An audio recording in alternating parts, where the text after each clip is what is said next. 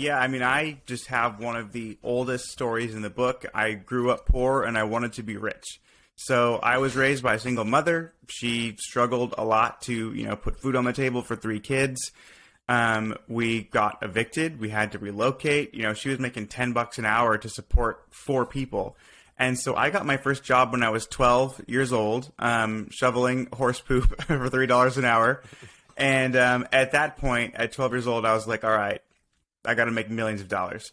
And so really ever since I was a kid, I've just been on this track. Like I wanted to make $1 million a year by the time I was 30. And I started a few businesses, like a lawn care business. And then I sold candy because my high school didn't have candy in their vending machines. So there was this very unmet need for candy and soda that wasn't there. So I made a lot of money doing that. And then I started making money online. After going to college, I met my wife. I ended up dropping out of college, started buying real estate, and that's when things really took off. And I am happy to say I have met my goal this year. I'm 29 this year. I turned 30 next year, but this year I'll net about 1.4 million after all expenses and taxes. So I held up to the promise I made myself when I was 12 about making $1 million a year by the time I was 30. That is insane and definitely a lot to unpack in there. I'm really curious when you talk about meeting your wife and then dropping out of college and then getting into real estate, walk me through why you decided to drop out of college, what drove you to do that, and then, we can start to unpack how you turned from dropping out of college to actually getting into real estate. Sure, yeah. So first I'll say my wife is a hell of a lot smarter than me. She was valedictorian in high school. She graduated summa cum laude from undergrad where we met, and then she went on to grad school and was student of the year, did all these things. And here I am, dropping out. But the reason why, so when I was in high school, I was told my whole life, oh, the way to get ahead is to go to college. I thought that college was where you learned how to become rich. And I got to college and I immediately found out that's not the case. And I'm not dogging on college. Some degrees are really important. If you want to be a doctor or a lawyer, you have to go to school. But for me, I wanted to be an entrepreneur, and I didn't actually need school to do that. And, I took a marketing class from a professor who's never done marketing. They got a teaching degree, and they decided to teach marketing. And, stuff like that where I was I learned more about marketing when I was starting my lawn care business when I was 15, and I put an ad in the newspaper. And I learned more about marketing when I was selling candy to my high school classmates. There's nothing this professor can teach me because they've never marketed a business. And that really bothered me because I felt like I was learning from people who weren't qualified. And at the time I was feeling this, I had a company reach out to me about a sales job. And at the time I was a sophomore in college. And so they thought I was graduating, but I wasn't. And we just agreed to keep in touch. They contacted me about a year later to go work for them. And they were like, look, we think you're great, but not so great. We want to wait for you to be done with school. Do you want to just come work for us now? And I was like, okay. I dropped out of college. I went to go work for this sales company. I think 8 or 9 months into it, I was making $110,000 a year. And I just saved every penny I could to start buying real estate. And so was this a commission only, here, Todd, this is a zero salary. You're going to have to hustle your butt off, but we're going to give you a fat commission if you start to close sales. So it was heavy on the commissions, but I did actually have a base salary of $50,000 when I first started. So, and I'll back up a little bit. So this company had reached out to me on LinkedIn when I was a sophomore in college. The reason they reached out to me is I had done 2 commission-only sales internships in college. And the reason I did commission-only is because again, I come from a poor family. I was looking at tuition and books and rent. And if I just got a normal minimum wage job that's available to college students, just doing the numbers, mathematically, it wouldn't work. There wasn't enough money. So I decided to forego a salary entirely and take a commission-only sales job. And that's actually what helped put me through college and pay rent and food and all that stuff. And then after doing that, I got a job at American Family Insurance. And then I was also the marketing director of a pension company. This is all while I'm a sophomore in college. From that just crazy resume, I guess, I was contacted by a big, huge insurance conglomerate, and they're the ones that called me. But yeah, really roundabout way to answer your question. I did have a base salary of $50K, and then at the time I was making 9% commission. I ended up breaking a record for cold calling, I think my first month in, and then maybe 8 months later, my salary had doubled to $100,000, and my commissions went from 9% to 40%.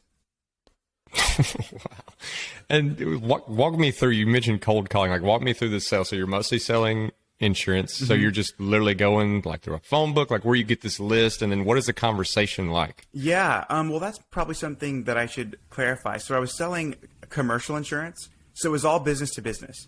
So I wasn't like calling up, a random grandma to sell her Geico. I was specifically selling to big companies for like their liability insurance, or if they had like a fleet of trucks, insurance for that, or their health and employee benefits, like their health insurance for their staff. So I was calling big companies, having conversations with CFOs and CEOs, which is a really great experience. And yeah, my quota was to basically just make like 80 to 100 calls a day. So I just did that every day, just smiling and dialing, and it was fine. Not the funnest job, but it got me to where I am, so no complaints. And so, as someone that young, sophomore, you're 19, 20 years old, making $100,000 a year, like that's an insane amount of money to most people that age. What were you doing with the money? Were you saving? Were you investing? Were you buying real estate? Yeah. So when I dropped out of college, I think I was 21 when I actually dropped out of college, and so I was making this money a little like 21, 22. I was living as cheaply as I possibly could. I rented a bedroom in a house with a bunch of dudes. I didn't even buy a bed. I slept on the floor. And I still drove the car that I was driving in college. I'm still driving that car today, by the way. It's a 2009 Ford Focus, like 180,000 miles on it. Still my daily driver today. I was literally saving every penny that I possibly could because I knew that I wanted to get into the real estate game. And so I was just basically saving for a down payment. And so my girlfriend at the time, we bought a house together. She's now my wife. But basically, I was just saving all of that money.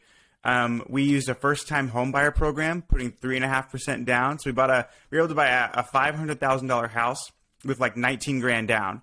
And we did that. And then she and I occupied the master bedroom. We rented out every other bedroom to friends from college or random people off Craigslist. So we were living for free in a house that we owned. And because we were living for free, we were able to save so much more money. And so that is what allowed us to buy our second house, and then our third and fourth, and it just snowballed from there. And walk us through that snowball a little bit. So you buy the first house, like how long is it before you start to buy the second one? And then just kind of walk us through how you ramped up. Sure, absolutely. And I apologize for the distraction. My headphones keep popping out, but I'll try to. No worries. Okay, awesome. So we bought our first house, I believe, December 16th of 2015. By January 1st of 2016, so like 2 weeks later, we had all of the bedrooms rented out. So we were living for free right away. What our mortgage payment would have been if we didn't have roommates, I think it would have been, $3,000 per month, something like that. We just saved that because we weren't spending it. So we were just putting it all in a separate account to buy the next house. We wanted to wait 12 months to buy our second property because you can buy a new owner-occupied primary residence there. You don't have to put 20% down, and your interest rate is a little bit better. But the perfect house came up about 9 months after we bought the first one. So we did have to pony up 20% down. The house we bought was $525,000.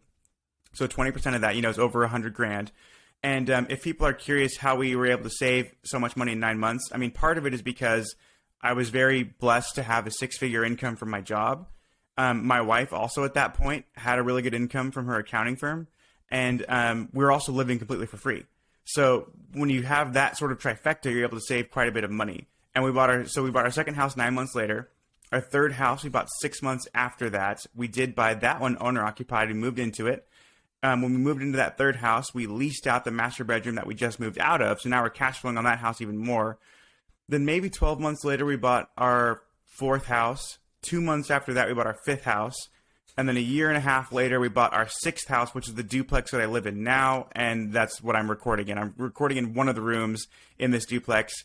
We put one half of the duplex on Airbnb, and then we converted a garage spot into a studio apartment. We had that on Airbnb as well. Airbnb was killing it until COVID happened, and then we took our Airbnbs down and just leased them out like on regular long-term leases.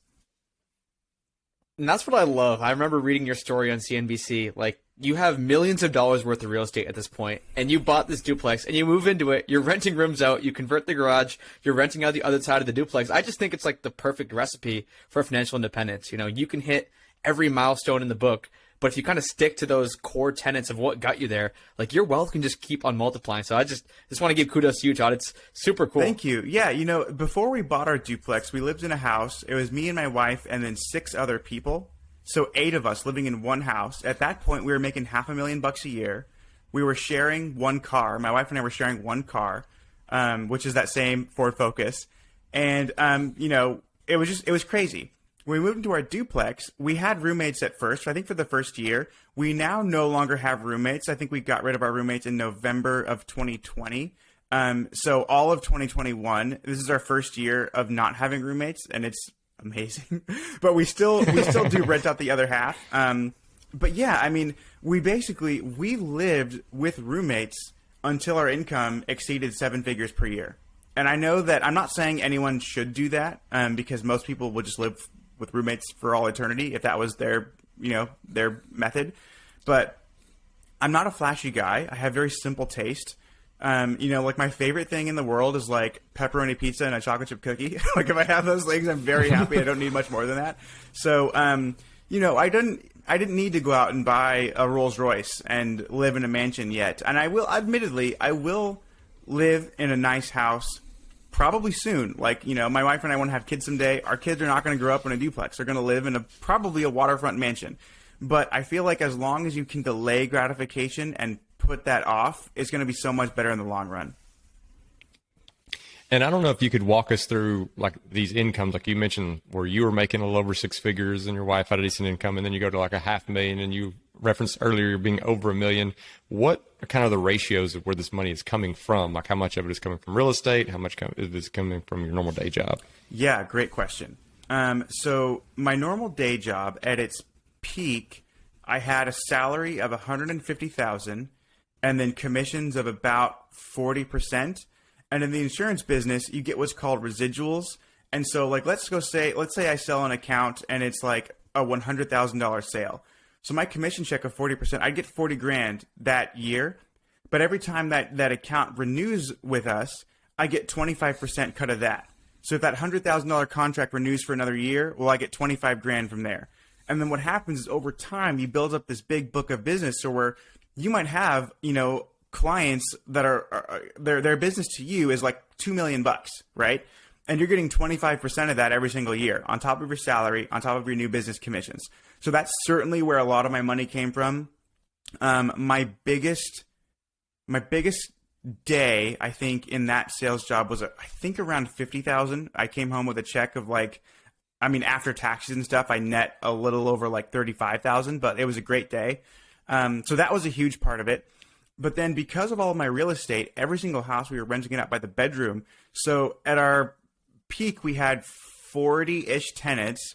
Our average room was about $1,000 a month. So we were collecting $40,000 a month in rent, as well as me having this crazy, 6-figure salary and commissions.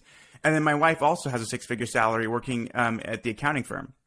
So that was probably like the height of it. Today, I no longer have my day job because the money I've made from real estate, from other things that I'm doing, like have opportunities from like television spots, and at any given time I have like a bunch of different revenue streams, whether it's YouTube, secret shopping, real estate, and then wholesaling too. So I have left my 9 to 5. I'm completely self-employed now. And then because this has been such a crazy year for real estate, we've also sold a bunch. So I'm doing wholesale deals, selling some of our rentals, and that's put our income just like through the roof. Like I did a wholesale deal actually earlier this month. This is November. Earlier last month. Sorry, and I don't know when this is being published, but recording is happening in November. Earlier last month, I did a wholesale deal where in like a couple of hours I made $50,000, and it was crazy. And so a bunch of stuff like that. So right now, most of my money comes from real estate that will be pivoting probably to television soon. And so what I love is that you still have a focus on frugality. I know when I was looking at that budget, it might have changed slightly since then, but the budget that CNBC published, it was like $1,200 a month. And I think the biggest expense category, you'd assume it's like housing and transportation. Not for Todd. It was like insurance, I think it was. Yeah. It's like $500 a month, and you were spending a total of $1,200 a month. One thing I do want to dig into, just because I think it's interesting, and all of us, once we hit all these different milestones, we hold on to some of those old quirks. And I know secret shopping was something you kind of started out of necessity to impress your girlfriend, if I'm not Yes. mistaken.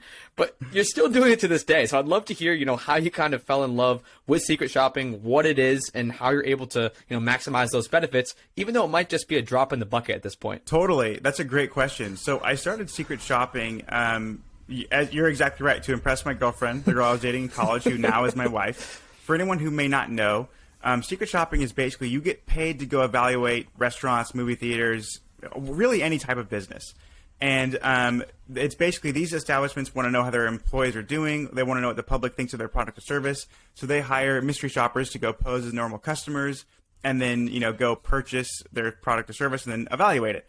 So I would take my girlfriend out on all these dates, and we'd get paid to go. And it was awesome. We'd go to the movies, go to fancy restaurants. And I was kind of broke in college before I got this, great sales job because all of my money was basically tuition and rent and food and all that stuff. And so I wanted to take her out on dates, and this was a good way for me to afford it. Fast forward to today, I'm kind of, I don't know if addicted is the right word, but now that I know I can get things for free, it's really hard for me to be willing to go pay for them. So one example is movie theaters. I don't remember the last time I paid out of pocket to go see a movie in the theater. Not because I don't think it's worth it. It's just because I know there are secret shops there, and I can fill out a survey that takes me 10 minutes, and I can get paid to go to the movies. So the last one that I saw was what is it? Is it Shang-Chi, the new Marvel movie?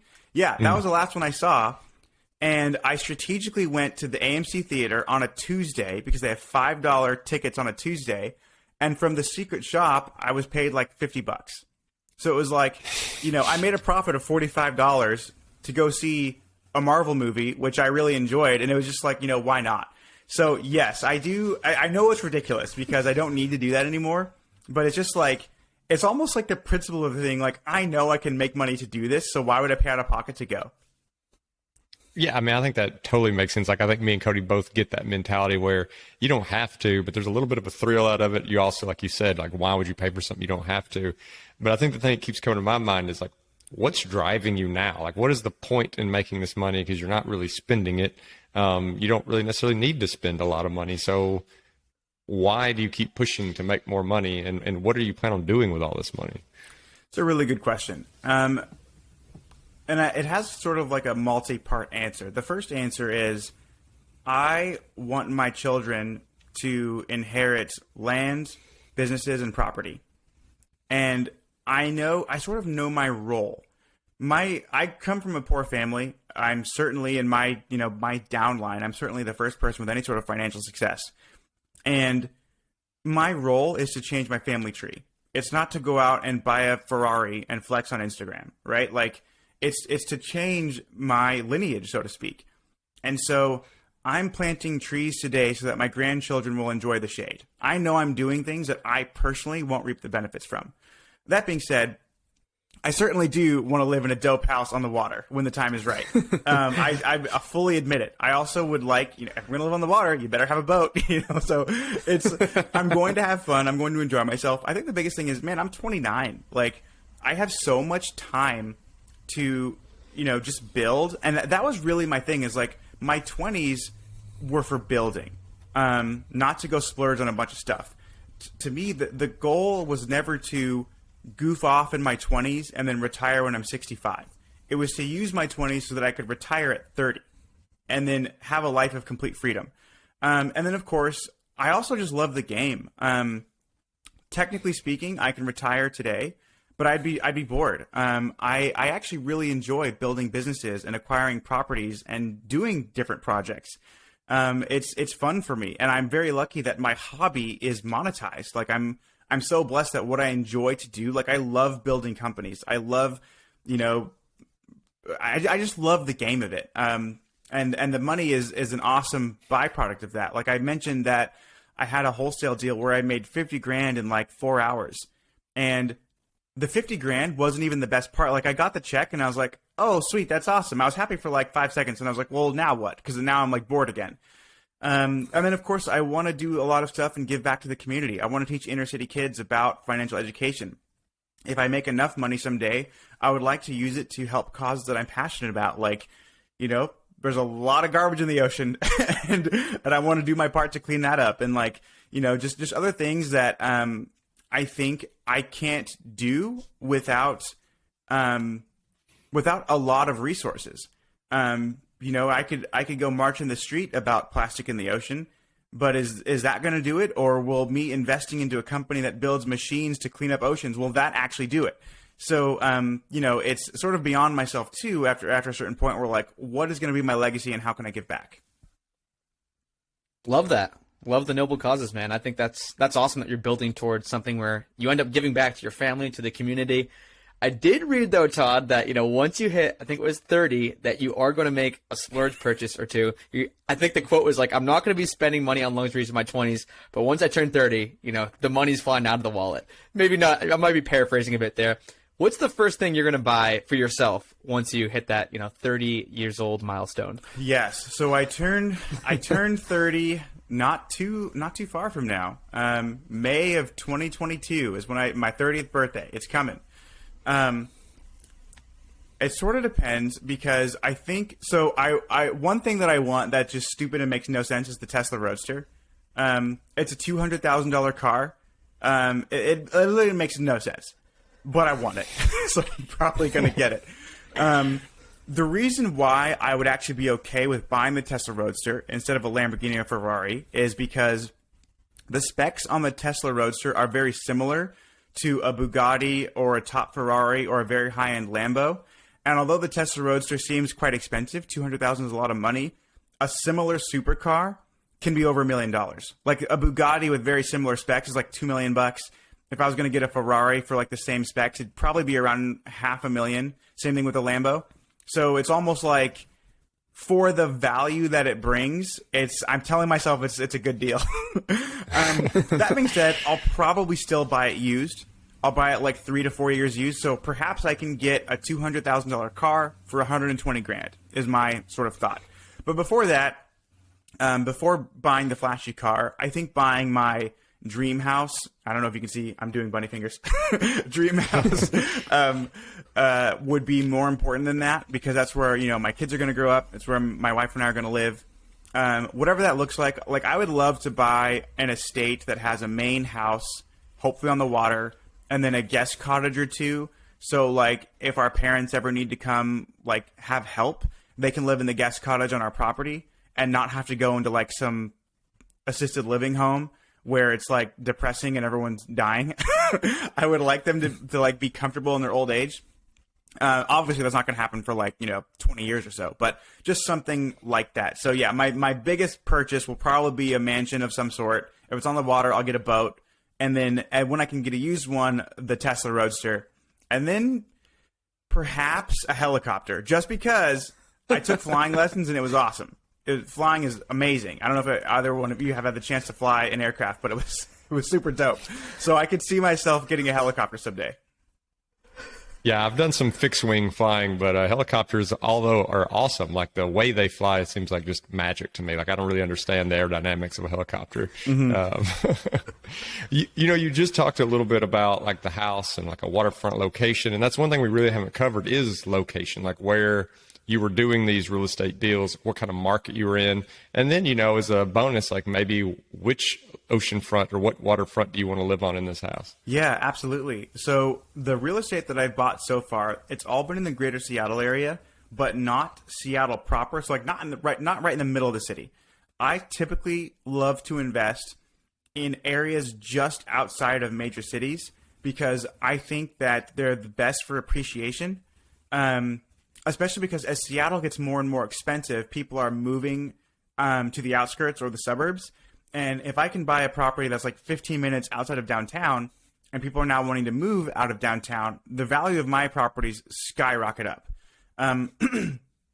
Also because I'm renting out all of my properties by the bedroom, I want to make sure that all of my properties are near public transportation in case people don't have cars. So they're always on a bus line.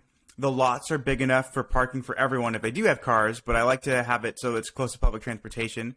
And then, yeah, pretty much areas that are traditionally undervalued areas that are either about to go through a transition or in the middle of going through a transition. Like this duplex that I bought this duplex in a working class suburb of Seattle called Burien. It's never been a nice area. It's not a bad area, but it's never been a nice area. I bought this duplex in August of 2019 for $900,000. And since then, there's been a new community center that's put in, new libraries, new restaurants are opening up, new cool breweries. Today, the value on this house is $1.4 million. And at the time I'm recording this, it's been like 2 years since I bought the place. So I've realized $500,000 in appreciation in just a couple of years because of my strategy where I buy in an undervalued area that's going through a transition and then you just ride the wave of appreciation. And so it sounds like most of your focus has been within Seattle, so you know the market, you kind of know what's on the come up. Do you have proxies where other people might use these same tactics in their own home market? Like, how do you know that a place is on the come up? Some people might have intuitions, like, people in 2007 might have been like, Detroit's on the come up, but they were wrong. Right, exactly. So I personally, and I'll answer this and then I'll go back because I realized I forgot to answer one of your questions too, but I realized that I wanted to invest not in the actual downtown area of Seattle just because it was already so inflated. And for my model of renting it out by the bedrooms, a lot of those houses don't even have driveways, it's all street parking. That just wouldn't have worked for my model. So outside of a major city is a plus for my model. And then looking at areas, just literally just driving through them, like getting up early on a Sunday and just pounding the pavement and driving through. Like I would drive through neighborhoods that weren't that great, but I saw like, they're putting in a library or, a brand new like elementary school is going up or community center. There's an area called White Center, which I'm really excited about too. Historically, it's been the ghetto. Like it was called Rat City for like 20 years, but there's all sorts of new pubs and breweries going up there. They're cleaning up the city. The old sort of crappy houses are being torn down and new beautiful apartments are being put up. That's a really exciting area. And so it wasn't necessarily just speculation. It was actually getting in my car and going and driving through neighborhoods. And so, before I probably looked at 100 properties before I bought this duplex in Burien. I literally looked at 100 properties. And I found this when I told my wife, hey, this is the one. This is the one we're getting. And now it's worth $500K more than what we bought it for 2 years ago. So there is some legwork. It's work, like I don't want to get it twisted that it's just like, I just flipped a coin and this was the house and now I'm worth millions of dollars. Like I'm not so arrogant to say I didn't get lucky. I did get lucky, but there was also a lot of homework that I was doing to figure this out. And then I do apologize. I'll go back because you asked me the waterfront that I wanted to live on eventually. In my area, sort of like the nice area would be like Mercer Island, Medina, or Bellevue. Those are sort of nice areas. Bill Gates, obviously Microsoft, he has a house on Lake Washington, which is in sort of my area, like Mercer Island, Bellevue, Medina. It's all right there. I would love to have a house on Lake Washington or on Lake Sammamish. And I think lakefront living would be amazing. You could have a little cabana. I want my boat and the dock. We'd go wakeboarding, every summer. And, so that's sort of like what I'm looking at. And sorry to jump back and forth, but I realized I forgot to answer the question. So I wanted to make sure I get that in. No, that's totally no worries, Todd. Yeah. As long as we catch the invite and to come wakeboarding, it's all cool. Absolutely. So it seems like, all throughout this journey, even from getting that first job, obviously you had a pretty stellar resume going through college with these zero commission or zero salary, 100% commission sales jobs, is networking. And I think you'd be a great guy to ask this question to because, now you're getting a TV deal. You've gotten all these different real estate deals. It sounds like you've done a lot of the legwork. You've made the right connections. You've met the right people. You've been on, a lot of huge podcasts and big media outlets. Just some general tips, I guess, in terms of networking. Like, do you have a spreadsheet where you keep all the people you reach out to? Do you have, a target list of these are the top 10 people I need to connect with, and I'm going to leverage my current connections to get at these people strategically? Just love to hear, from a general overview, what networking strategies you're using. Absolutely. Yeah. So networking is huge. Talking to the right people. I try to always offer free value first because if I'm networking with someone, odds are that they're at a higher level than I am, and that's why I want to network with them. And so I try to do something for them, and it could be anything, like whether they need, someone to edit a video for them, or they need, like someone to do cold calling, or like if I can shadow them and do something, whatever it is that they want, within reason, and give them free value first. That's key. I do have a spreadsheet of people I want to talk to. I have a spreadsheet of shows that I want to contact to go on. And I figured, like, man, if I contact 100 shows, maybe 10 of them talk to me and one of them actually says yes. That's really all I need. But it's a numbers game. I'm going to start by contacting 100. And I've gotten contacted by a few networks, few streaming platforms to do reality shows about real estate and stuff like that. And so that's cool, right? Like it never would have happened if I didn't go out and network and try to meet the right people. I do think it's important to offer the value first, if possible. I get DMs all the time. My inbox flooded with people that are like, "Hey, can you be my mentor? Teach me how to do real estate." All these things. And like, I don't want to be rude to anyone, especially if they are inspired by my story and they want to talk to me. It's incredibly flattering, but it's also, I don't have time for it.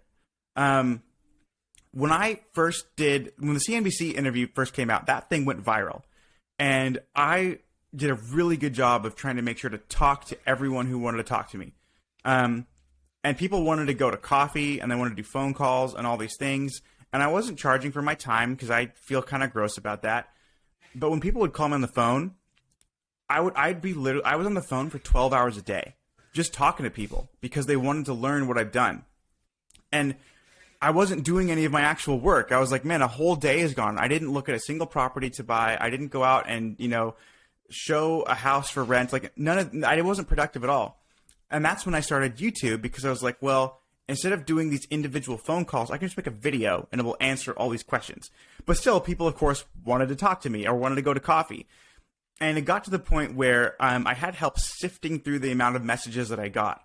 And I realized that if I went to coffee with everybody that wanted to get coffee with me, I would literally have a coffee date, so to speak, every day for the next 3 years. And I don't even drink coffee, guys. so I was like, this is not sustainable. So going back to offering value first. If somebody wants me to be their mentor or to talk to me, and they first say, "Hey, I have some ideas that could really boost your engagement on Instagram or YouTube. Here's some numbers that I ran. Here's a mock-up. I'd love for you to take a look at that." That's like a way better way for me to actually respond to that message. And it's not because I'm an a-hole or trying to be mean. It's because like I protect my time now, and I just don't have time to have a phone call or get coffee with everyone. So when I go to network with people, that's what I do. Because those people that I'm networking with, like, dude, their watches are worth more than my house, right? Like, they're not just gonna like agree to sit down. So I have to offer them some sort of free value. And so if you can give something in that relationship to make it worth it for that person to take you under their wing and mentor you, that's when you're going to be successful. And I love that you're talking about protecting your time. It's definitely super important, like the deeper you get into, because you always want to give back as much as you can, but at the same time, like you have a family, like you have other people that need your time, and you have other goals that you want to do. Mm-hmm. But you're obviously not completely slowing down. You still got a ton going on. And I'm curious the dynamic, like with your wife, is she like, "Todd, we're good, slow down"? Like, you don't seem like somebody who really ever wants to completely slow down, but I'm just like, with that delayed gratification, is she on board with like, "Yep, we're good, we can wait longer"? Or is she like, "Listen, we're good right now, we don't need to do this anymore"? It's interesting. So my wife is totally on board for slowing down. She also doesn't need or want to the same level a waterfront mansion. It's just not important to her. We live in a duplex. We live for free. I think she would be happy to continue living in this duplex for a long while and live for free and just live a simple life. Like, we could both, quit working everything and just chill and travel and live for free. And that's very appealing too. I don't know what it is exactly, because I don't consider myself very materialistic. I mean, I do want a few big things, but that's it. Like, I don't need a lot of stuff. I do want a nice house, and I do eventually want a nice car. I think part of it is I want my children to go to a great school, and in nicer areas, the schools are better. And that's controversial, but it's the truth. And so if I get into the nicest area, well, that's the number one school district in the state if we want our kids to go to public school. If not, we'll send them to private. My wife certainly is on board to slow down and not be so aggressive, but she also knows that I'm not built that way. And I would be like, I don't have a full-time job now anymore. And I took a couple days where I was like, there was just nothing to do. So, I went to the movies, I went to the shooting range, I think I went go-karting, and it was awesome. The very next day, I was like, man, I need to get a job. I don't need the money. I was just bored. So I think I always need something to do, something to keep me busy. Even if it's just a hobby that I monetize just a little bit, I think that's something that I would do. But yeah, my wife is totally okay living the more simple life. And I just think I'm just too ambitious for that. I'm almost never satisfied. Not that I'm unhappy, but that's the flaw of ambitious men, is it's never enough. And I don't think I'll ever be at the point where I'm like, okay, yeah, it's time to do nothing. Because even when I travel, I like to work remotely, and it's actually fun for me to make money on vacation. I know it's weird, but if I go to Bali for a couple months, and I can go, make 20 grand during that time too, I totally will. So I think it's just in my DNA. I can totally relate to that big time, Todd. At this point, I don't really need to, work hard at all or make any more money, but it's just the hunt, building businesses. I just keep getting drawn. I do want to dig in a little bit more to the networking thing, because I think honestly for me, and it sounds like for you as well, that has been such a crucial piece of, our success. For me, it was, reaching out, giving value first, offering kind of free services in exchange for building relationships with people who were in places I wanted to be. So, for you, I know you mentioned, someone who said, hey, I have these viral YouTube and Instagram tips, and I've been analyzing your numbers. These could really help you out. But, from your actual story, what were some of the things that you were giving to, whether it was a person or an organization, to kind of, get in with them on their good side and then ultimately transform that relationship into something that's going to benefit you later on? Yeah, great question. So when I first dropped out of college to take that sales job, there was a guy in the office who was the best salesman. And I knew that I wanted to learn from him because he was the best. His numbers were always the greatest. He was making, I think, $500,000 a year at the time. And so I knew I wanted to sort of attach myself at the hip to this guy. And so what I did is nobody likes to cold call. Cold calling sucks, right?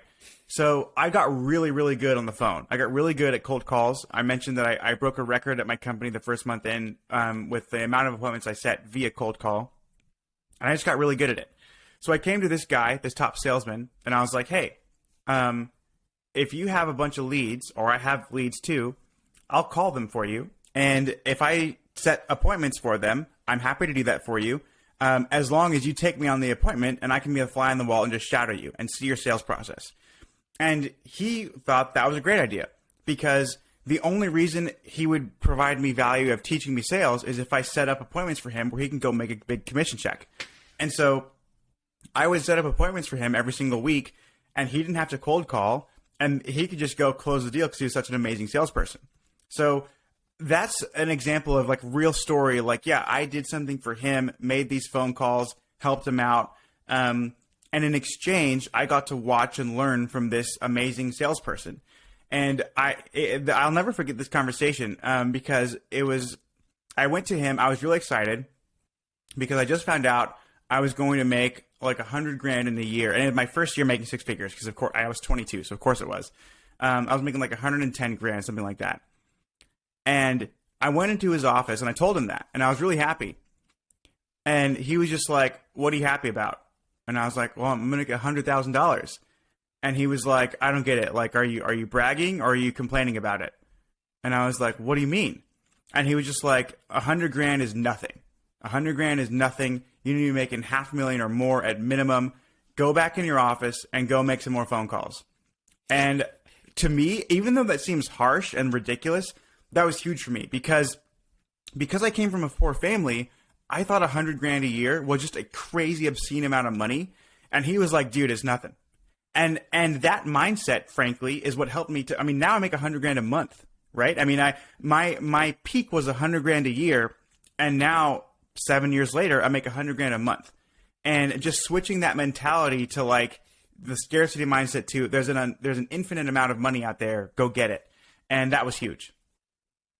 You know, that first piece about like the value you gave, I think that's a good mentality to have, whether it be trying to find a mentor or even if you have a normal job and you have a boss, is thinking through the lens of, for that person, how do you make their life easier? A lot of times we just focus on, how we do the best job we can, but sometimes we forget about the other person. We forget about the boss or the person you're trying to get to help you.